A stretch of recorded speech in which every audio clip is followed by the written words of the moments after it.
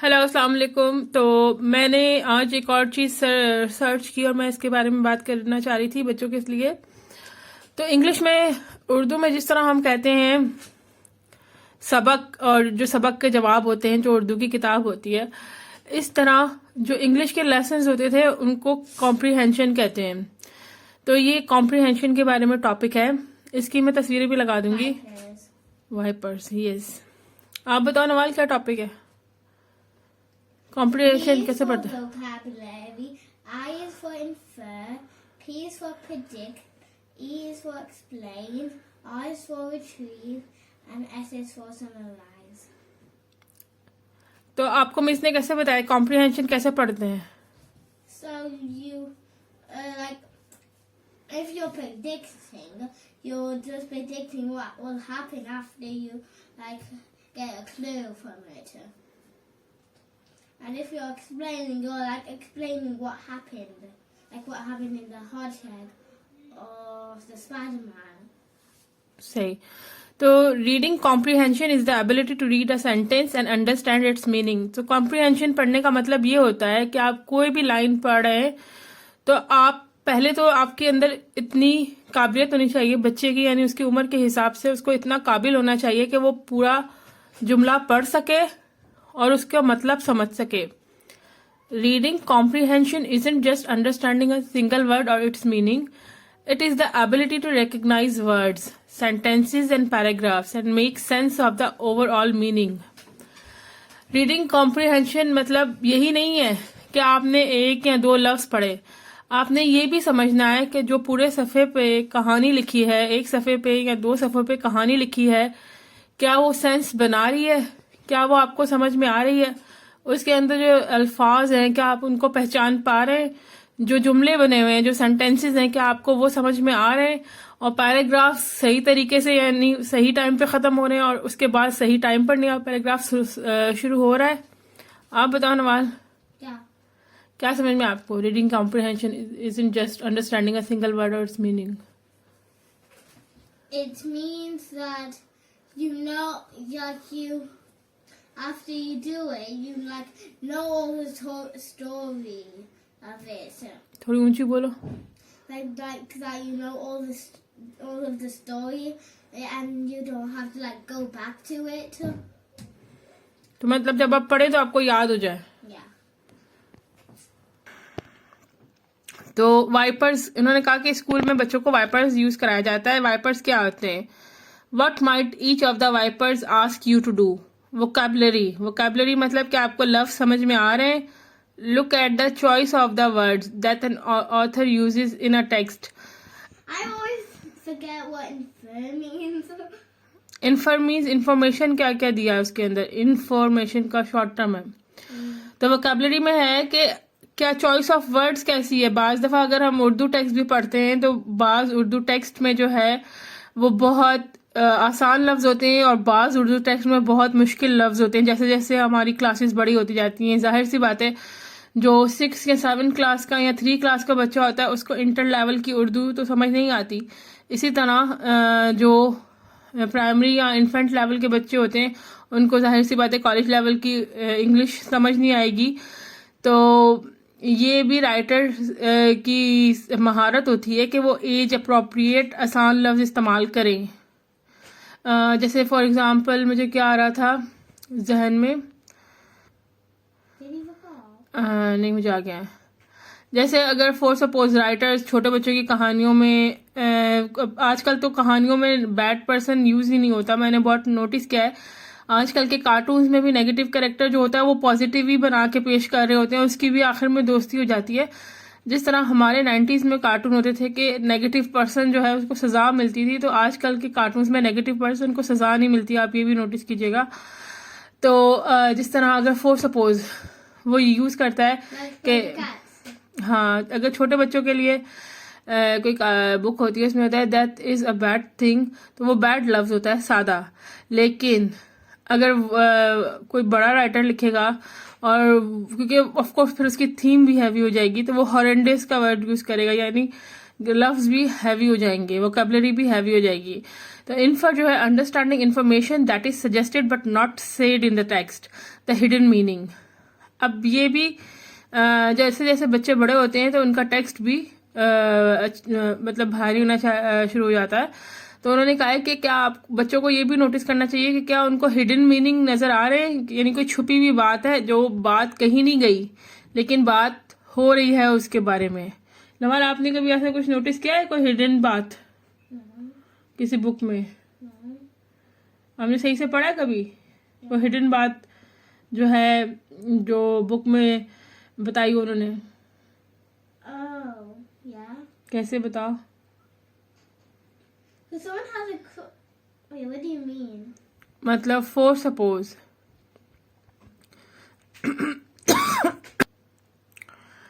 तो हिडन बात ऐसे होती है जैसे अगर जैसे हमें ये पढ़ने को मिल रहा होता है बुक में कि किसी को नुकसान पहुंचाना अच्छी बात नहीं है, ठीक है? तो Which holds a lie. No, नुकसान मीन्स किसी को हर्ट नहीं करना चाहिए।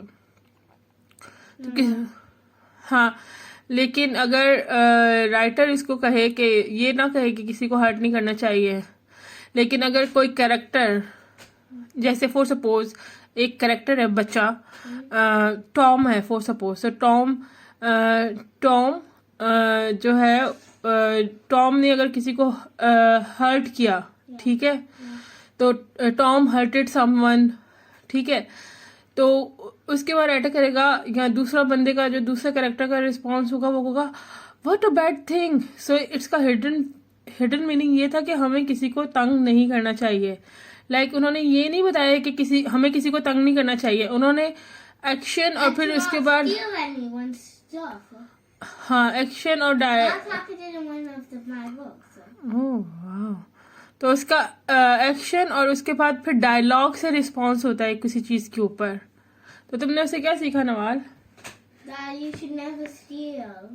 यस, सो इस तरह के हिडन मैसेज होता है, यानी जो एक सीन के अंदर सिचुएशन हो रही होती है उसके अंदर से कोई हिडन मैसेज मिल रहा होता है।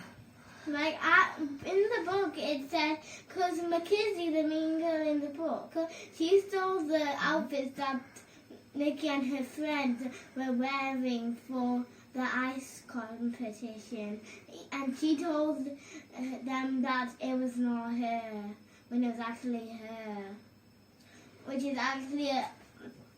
actually teaches not to like steal and stuff. हाँ, तो मतलब उसमें उन्होंने हिडन मैसेज दिया हुआ था ना कि स्टीलिंग इज नॉट गुड। इससे उसका दिल टूट गया ना, वो सैड हो गई ना। फिर प्रिडिक्ट है, explain what might happen next based on what has happened in the text. तो इसका मतलब है कि जो स्टोरी लाइन चल रही है उसकी बेस के ऊपर आप प्रिडिक्ट करें कि नेक्स्ट क्या होगा स्टोरी में।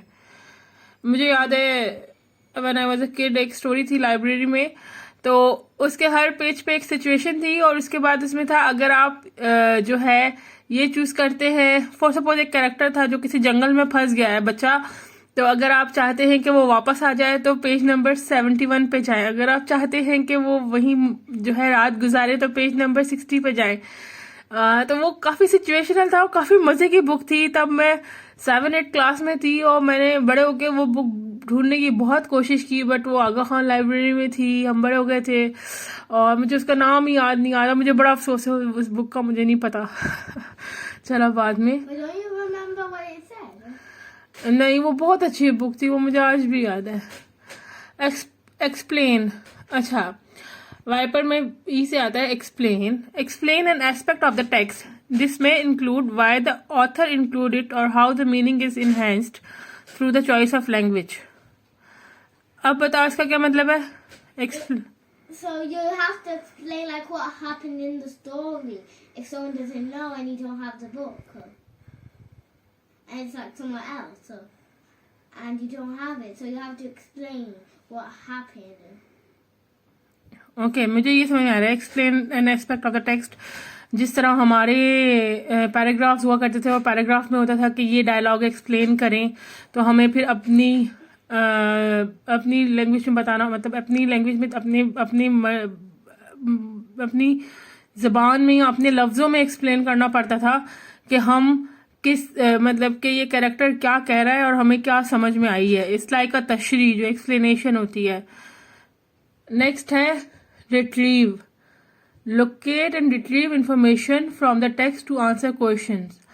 तो अब बताओ, उन्होंने कहा है कि रिट्रीव करें कि आपको वो टेक्स्ट क्या क्या इंफॉर्मेशन दे रहा है। इसका क्या मतलब हुआ? So you have to like put it back and like retrieve it and get all the information back. Retrieve का मतलब होता है ढूंढना।